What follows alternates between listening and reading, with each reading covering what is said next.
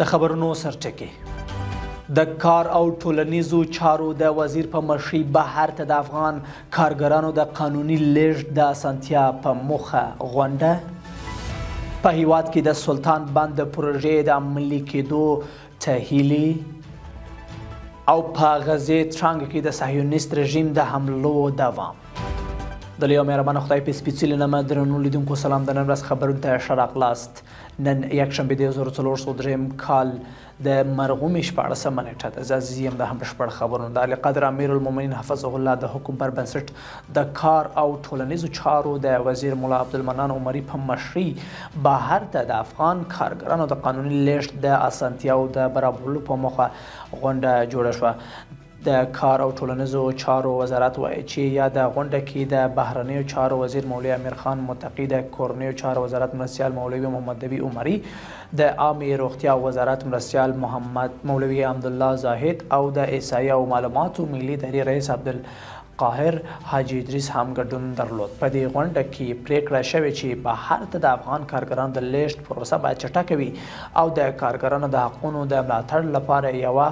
15 اړخیزه هوکړه لیک هم جوړ شي. د سرپل ولایت والی مولوي محمد ظریف مظفر د اوبو او انرژي له وزیر ملا عبداللطیف منصور سره په کتنه کې د سلطان ابراهیم بند پروژې د پلي کېدو غوښتنه کړې او د خلکو ستونزې یې شریکې کړې دي. ورته مهال ښاغلي منصور ډاډ ورکړی چې ډیر ژر به د سلطان ابراهیم بند پروژې عملي چارې پیل شي. د سرحدونو قومونو او قبایلو چارو وزیر ملا نورالله نوري تخار ته د سفر پر مهال د دې ولایت د دشت قلعه ولسوالۍ له آی خانم بندر څخه لیدنه کړې. ښاغلي نوري د افغانستان او تاجکستان د ښو اړیکو یادونه کړې او ټینګار یې کړی چې اسلامي امارت هڅه کوي چې له ټولو ګاونډي هیوادونو سره ښې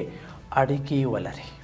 د سوریې د ملکي هوایي چلن ادارې د هوایي ترانسپورت پلاوي مشر اشهد صلیبي ویلي چې د روان میلادي کال د جنوري په 9 نیټه به د دمشق له هوایي ډګر څخه نړیوالې الوتنې بیا پیل شي. د نوموړي په وینا د الوتنو د بیا پیل لپاره د دمشق په هوایي ډګر کې لا هم د چمتووالي بهیر روان دی. او وروستی خبر، یو شمېر رسنیو د غزې د روغتیایي چارواکو له قوله خبر ورکړی چې تېره ورځ غزه کې د اسرائیلو د بریدونو له امله د ښځو او ماشومانو په ګډون لږ تر لږه اوه فلسطینیان شهیدان او ګڼ نور ټاپیان شوي دي. دغه بریدونه په داسې حال کې ترسره کیږي چې اسرائیلو د دوی او حماس ترمنځ د اوربند او د یرغل شویو د خوشي کولو په اړه د خبرو لپاره یو پلاوی قطر ته لیږلی دی. له ملتیا او مننه تر بیا ښه وخت او ښې چارې.